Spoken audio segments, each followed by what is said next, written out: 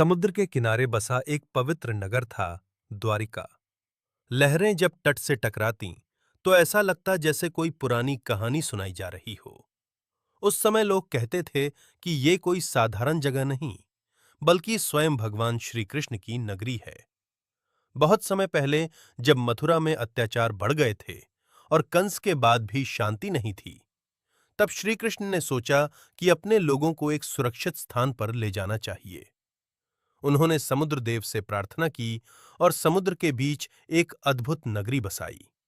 ये नगरी थी द्वारिका।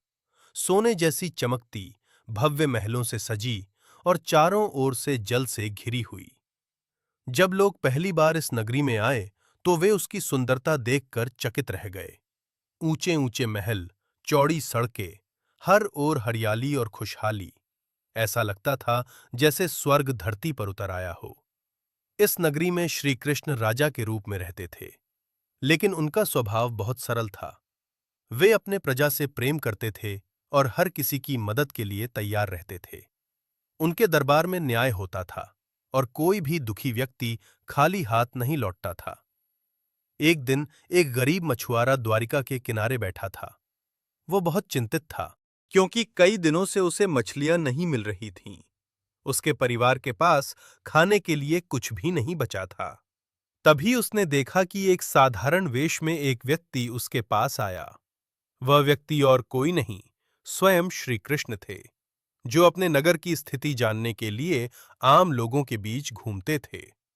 कृष्ण ने मुस्कुराते हुए पूछा, क्यों भाई, इतने उदास क्यों हो?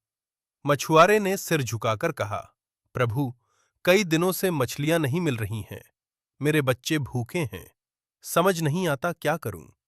कृष्ण ने उसकी बात ध्यान से सुनी और बोले, तुम चिंता मत करो। कल सुबह जब सूरज उगे, तब अपने जाल को समुद्र में डालना। तुम्हारी मेहनत जरूर रंग लाएगी। मछुआरे को नहीं पता था कि वह कौन है, लेकिन उसकी बातों में एक विश्वास था। अगले दिन उसने वैसा ही किया। जैसे ही उसने जाल डाला, कुछ ही देर में उसका जाल मछलियों से भर गया। वह खुशी से झूम उठा। उसे लगा जैसे कोई चमत्कार हो गया हो। वह दौड़कर उसी स्थान पर गया, लेकिन वह व्यक्ति उसे कहीं नहीं मिला।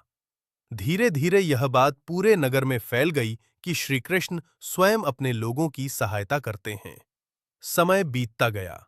द्वारिका में सुख और शांति बनी रही। लेकिन महाभारत युद्ध के बाद यदुवंश में कलह बढ़ने लगी। छोटी छोटी बातों पर झगड़े होने लगे। एक दिन यह झगड़ा इतना बढ़ गया कि पूरा वंश आपस में ही लड़ने लगा। यह देखकर श्री कृष्ण बहुत दुखी हुए। उन्होंने समझ लिया कि अब इस युग का अंत निकट है। वे चुपचाप द्वारिका छोड़कर एक वन में चले गए। वहां एक दिन एक शिकारी ने उन्हें हिरन समझकर तीर चला दिया। जब उसे अपनी गलती का एहसास हुआ, तो वह बहुत पछताया, लेकिन तब तक बहुत देर हो चुकी थी। श्री कृष्ण ने मुस्कुराते हुए उसे क्षमा कर दिया और अपने दिव्य धाम को प्रस्थान कर गए। उधर द्वारिका नगरी भी धीरे धीरे समुद्र में समाने लगी। लोग कहते हैं कि पूरी नगरी लहरों के नीचे चली गई। आज भी जब लोग द्वारिका जाते हैं, तो उन्हें वहां एक अलग ही शांति महसूस होती है। समुद्र की लहरें जैसे आज भी श्री कृष्ण की कहानी सुनाती हैं। यह कहानी हमें सिखाती है कि जीवन में कितना भी वैभव क्यों न हो, अंत में सब कुछ नश्वर है। केवल अच्छे कर्म और प्रेम ही हमारे साथ रहते हैं। और शायद यही कारण है कि द्वारिका आज भी केवल एक जगह नहीं, बल्कि एक भावना है, आस्था और विश्वास की।